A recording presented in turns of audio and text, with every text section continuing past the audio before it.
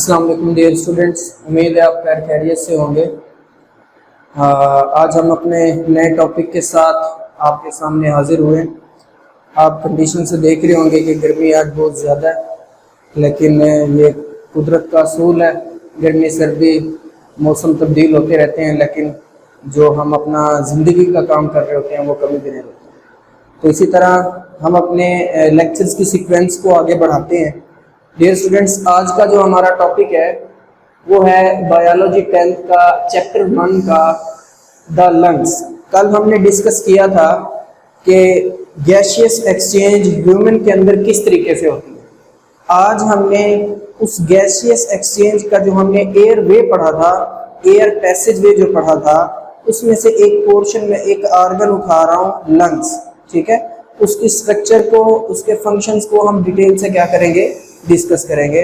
तो मैंने कुछ की पॉइंट्स बनाए हैं। डियर स्टूडेंट्स, आप भी इनको अपनी कॉपी के ऊपर नोट कर लें या बुक के साथ लिख लें।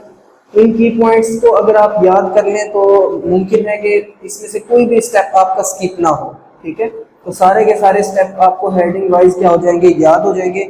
और आपको अगर ये लॉन्ग क्वेश्चन के अंदर आ जाए या शॉर्ट क्वेश्चन में कुछ भी आपसे पूछ ले तो आप इजीली उसको क्या कर सकते हो, आंसर कर सकते हैं। ठीक है, तो सबसे पहले हमारे पास एक पॉइंट है, हाउ लंग्स आर फॉर्म, कि लंग्स कैसे बनते हैं। डियर स्टूडेंट्स, मैं आपको बताता चलूं कि हमने एयर पैसेज वे के अंदर एक लास्ट में बिल्कुल आखिर के अंदर एल्वियोलर सैक्स का नाम पढ़ा था। मैंने कहा था कि ये एल्वियोलाई होती हैं, सर्कुलर इन स्ट्रक्चर होती हैं और रेस्पिरेटरी सरफेस भी कहलाती हैं। कि मतलब वहां पर दरअसल पूरा जो एयर वे का जो रास्ता था वो सारा का सारा मतलब गैस को, हवा को हमारे मुंह से लंग्स की तरफ और लंग्स से मुंह के जरिए बाहर निकालवा रहा था। लेकिन जो गैसियस एक्सचेंज जहां पर हो रही थी, जिसको हम रेस्पिरेटरी सरफेस का नाम दे रहे थे, वो हमारे पास क्या थी, एल्वियोलाई थी। तो हाउ लंग्स आर फॉर्म्ड, इससे क्या मुराद है कि लंग्स किस तरीके से बनते हैं।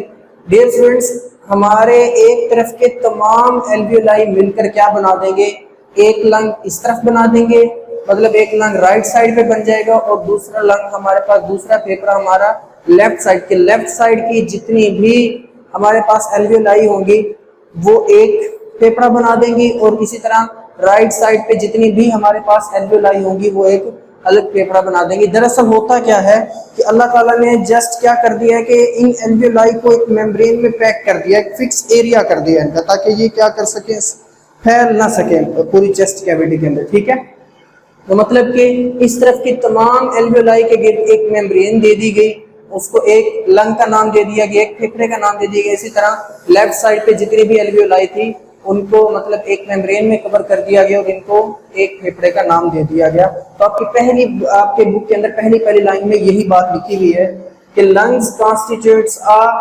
Alveoli from one side. ठीक है, कि एक साइड से जितनी भी एल्वियोलाई हैं वो क्या करेंगी, एक फेफड़ा बनाने में मदद करती है। ठीक है, दूसरा पॉइंट हमारे पास आ जाता है थोरैकिक कैविटी। बेटे, हमने पढ़ा है कि हमारे पास पेयर ऑफ लंग्स है, एक राइट साइड पे और एक लेफ्ट साइड पे। राइट और लेफ्ट साइड क्यों बोल रहे हैं, क्योंकि सेंटर में क्या आ जाता है, हार्ट लोकेट कर रहा होता है, दरमियान में हार्ट लोकेट कर रहा होता है। तो एक हमारे पास जो लंग है वो लेफ्ट साइड पे आ जाता है और दूसरा राइट साइड पे। तो बेटे, पेयर ऑफ लंग्स मौजूद होता है जो कि एक कैविटी के अंदर है, जिसको हम क्या बोलते हैं, थोरैकिक कैविटी। और ये कैविटी कौन सी है, चेस्ट की कैविटी, मतलब एक होल सा बन जाता है। मैं अगर नाम लूं कि मिसाल के तौर पर मैं कह दूं कि ये हमारे पास सारी की सारी क्या है, चेस्ट है। और कैविटी किसको बोलते हैं, खला को बोलते हैं। खला मीन खाली जगह। ठीक है, तो चेस्ट में रिब्स की वजह से क्या हो जाता है, एक खला पैदा हो जाता है, जिसको हम क्या बोलते हैं, थोरैकिक कैविटी या चेस्ट कैविटी भी बोलते हैं। और पेयर ऑफ लंग्स जो है, हार्ट जो है, वो उसी थोरैकिक कैविटी के अंदर क्या होता है, प्लेस होता है। नेक्स्ट हमारे पास पॉइंट आ जाता है रिब्स। रिब्स क्या होती हैं, उर्दू में डियर स्टूडेंट्स इनको हम कहते हैं पसलियां।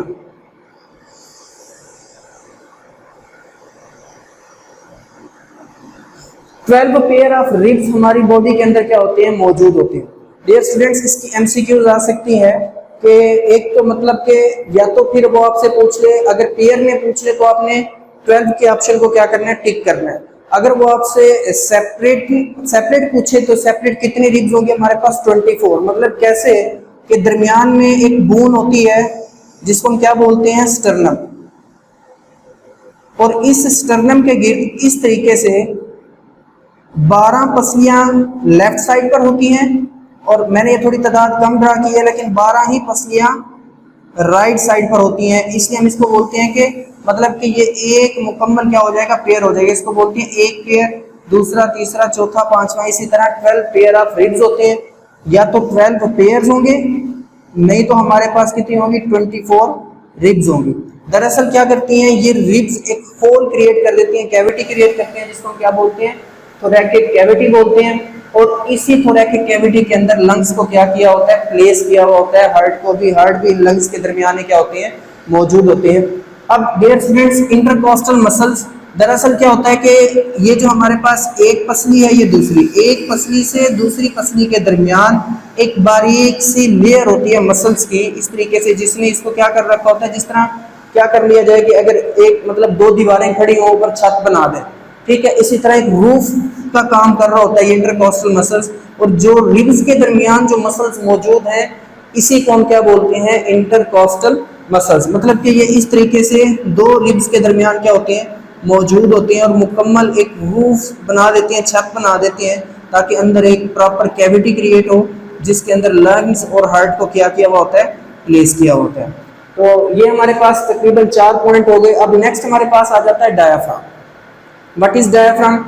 तो बच्चों होता क्या है कि दो मतलब कि हम अगर हम देखें तो एक मतलब ये जगह हमें बाकायदा महसूस भी होती है अगर हम हाथ लगाएं तो।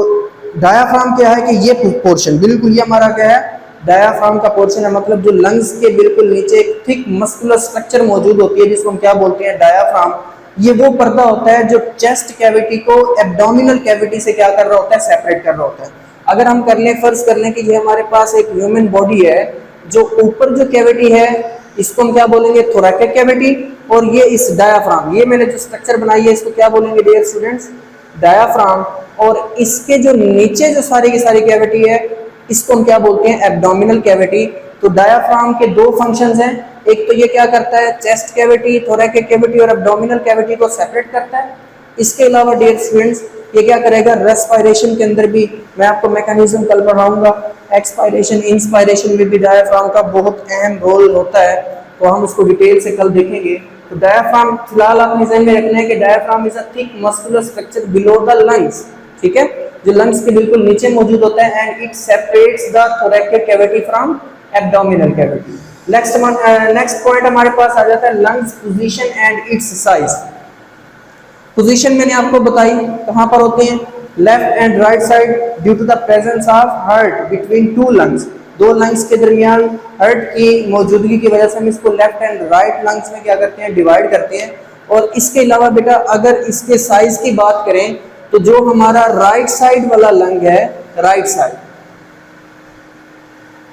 ये साइज में बेटा थोड़ा बड़ा होता है, साइज लार्ज। और जो हमारा लेफ्ट साइड वाला लंग है ये साइज में क्या होता है, स्मॉल, साइज स्मॉल। जो राइट साइड वाला फेफड़ा है इसका साइज थोड़ा बड़ा होता है, इसके 3 लोब्स होते हैं। अगर मैं कह दूं कि ये मेरे पास एक लोब हो गया, ये दूसरा, मैंने इसको देखिए डॉटेड ब्लू लाइन से क्या किया, सेपरेट किया है। मतलब upper right upper lobe, right middle lobe and right lower lobe. इसी तरह ये हमारे पास अगर लेफ्ट साइड पे आ जाए तो 2 लोब्स है, ये सारा का सारा एक लोब और ये दूसरा, हम इसको क्या बोलेंगे, लेफ्ट अपर लोब LUL, और इसी तरह लेफ्ट लोअर लोब LLN, ठीक है। तो 2 लोब्स लेफ्ट साइड वाले लंग के और 3 लोब्स राइट साइड वाले, जिसकी वजह से इसका साइज बड़ा हो जाता है और लेफ्ट साइड वाले लंग का साइज क्या हो जाता है, थोड़ा सा छोटा हो जाता है। डियर स्टूडेंट्स मैं इसकी रीजन बता देता हूं आपको कि राइट साइड वाले लंग्स का साइज बड़ा क्यों होता है और लेफ्ट साइड वाले लंग का साइज छोटा क्यों होता है। आपकी बुक में ये रीजन नहीं लिखी हुई, लेकिन आपने बुक के कहीं साइड पे इसको लिख लेना है इंफॉर्मेशन के तौर पे। कि मैंने आपको बोला कि सेंटर में क्या मौजूद होता है डियर स्टूडेंट्स, हार्ट मौजूद होता है। तो हार्ट को रूम प्रोवाइड करने के लिए, हार्ट को जगह प्रोवाइड करने के लिए, आपको पता है हार्ट की स्ट्रक्चर थोड़ी सी मतलब अगर हम कल मैंने वैसे पिछले लेक्चर के अंदर, आप पिछला लेक्चर खोल के देख सकते हैं, मैंने एक छोटी सी स्ट्रक्चर हार्ट की बनाई हुई थी। तो इसकी स्ट्रक्चर जो होती है थोड़ी सी क्या होती है,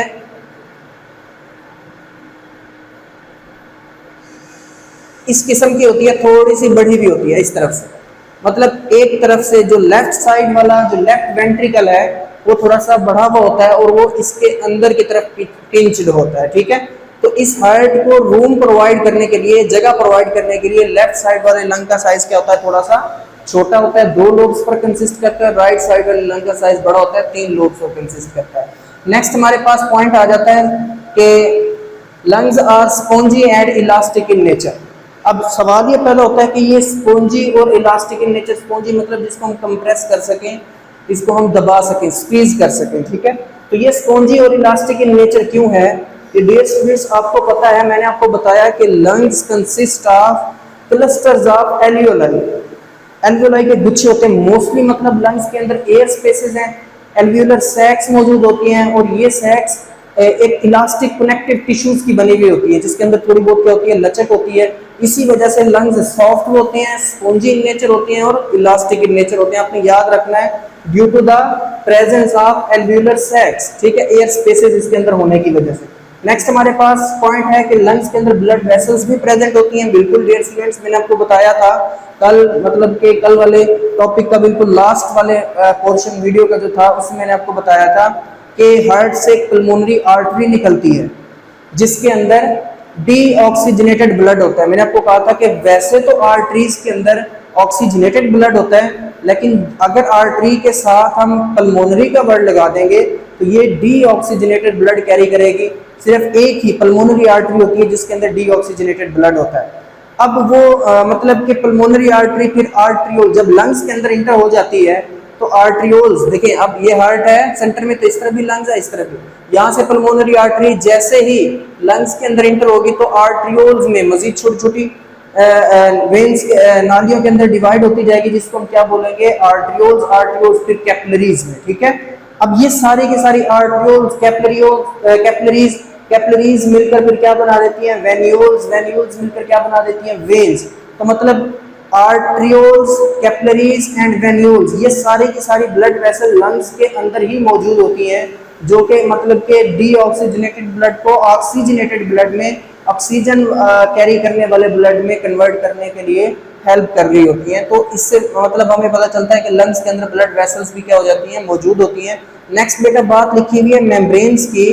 तो जिस तरह हमारे हार्ट के गिर्द एक मेम्ब्रेन होती है जिसको हम क्या बोलते हैं, पेरिकार्डियम, ठीक है, और इसके अंदर एक फ्लूइड होता है, पेरिकार्डियल फ्लूइड, जो क्या करता है, हार्ट की पंपिंग में हेल्प करता है, ठीक है। इसकी एग्जांपल इस तरह है कि जिस तरह एक दुकान हो ना, शॉप, उसका जो शटर होता है, तो शटर में क्या करके हैं, बाजू का ग्रीस लगा देते हैं। उस ग्रीस लगाने का मकसद क्या होता है कि मतलब कोई फ्रिक्शन ना हो, आप उसको इजीली क्या करा सको, अप एंड डाउन मूव करा सको। तो बेटे जिस तरह हार्ट की पेरिकार्डियम थी, आपने 9th क्लास में पढ़ा था, हार्ट जब पंप करता था, एक्सपेंड करता था, कंट्रैक्ट करता था, तो मुमकिन है कि रेजिस्टेंस की वजह से कोई अल्सर क्रिएट हो सकता था। तो उसको बचाने के लिए एक फ्लूइड मौजूद होता है जो मतलब कि उसकी पंपिंग में इजीनेस क्रिएट कर रहा होता है और उसको पंपिंग में हेल्प कर रहा होता है। इसी तरह बेटे मेम्ब्रेन्स जो हैं हार्ट के, लंग्स की भी 2 मेम्ब्रेन्स हैं। मैंने देखे एक रेड लाइन ड्रा की है और दूसरी ब्लू लाइन है। जो रेड लाइन है मतलब वैसे हम लंग्स की मेम्ब्रेन को कहेंगे क्या डियर स्टूडेंट्स, प्लूरल मेम्ब्रेन बोलते हैं, और हार्ट की मेम्ब्रेन को पेरिकार्डियम बोलते हैं, ठीक है, प्लूरल मेम्ब्रेन। अब जो अंदर की तरफ है इसको हम बोलेंगे इनर प्लूरल मेम्ब्रेन, और जो बाहर की तरफ है उसको हम बोलते हैं आउटर प्लूरल मेम्ब्रेन। इसी तरह जो लास्ट पॉइंट है प्रोटेक्शन का, वो डिस्कस करने लगा हूं कि इनर और आउटर प्लूरल मेम्ब्रेन के दरमियान क्या होता है, फ्लूइड मौजूद होता है जो कि लंग्स को एक्सपेंड और कंट्रैक्ट होने में क्या करता है, हेल्प करता है, ताकि किसी किस्म का कोई अल्सर क्रिएट ना हो। तो ये आज का हमारा टॉपिक था डियर स्टूडेंट, लंग्स का। उम्मीद है आपको ये टॉपिक समझ आया होगा। अगर आपको इसमें कोई बात समझ में नहीं आई तो आप कमेंट सेक्शन में कमेंट करके आप वो बात पूछ सकते हैं। वैसे आपने इस टॉपिक को तैयार करते वक्त ये वीडियो को पास करके थोड़ा सा हेडिंग्स को गौर से देख लेना है, हेडिंग्स को लिख लेना है, ताकि ये आपको भूले ना। वैसे कोई भी आप बायो का एज अ लॉन्ग क्वेश्चन तैयार कर रहे हो तो उसके पहले पॉइंट्स बना लिया करें, अपनी कॉपी के ऊपर, रजिस्टर के ऊपर खुद की इजीनेस के लिए पॉइंट्स बना लिया करें, फिर उन्हीं पॉइंट्स को क्या करते जाया करें, एक्सप्लेन करते जाया करेंगे। एक ये होगा कि आपको मतलब वो टॉपिक भूलेगा नहीं और आपके अच्छे तरीके से कंसेप्ट भी क्लियर हो जाएंगे। तो अगर आज का हमारा लेक्चर आपको समझ आया है तो काइंडली हमारे चैनल को सब्सक्राइब करें और बेल आइकन को लाजमी प्रेस करें ताकि नई आने वाली वीडियो इस चैप्टर की या मज़ीद बायो की वीडियो आप तक हम पहुँचाते हैं।